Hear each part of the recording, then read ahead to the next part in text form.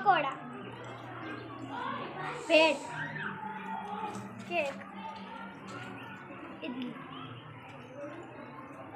ચણા, sandwich, bhel, bread, sweet bread, ghughra, samosa, poha puri, bhungla bateka, sweet sev, bhajiya chutney, kheer puri, sev roll, aloo paratha, ulta vada pav, masala paratha, kheer, kheer પૂરી,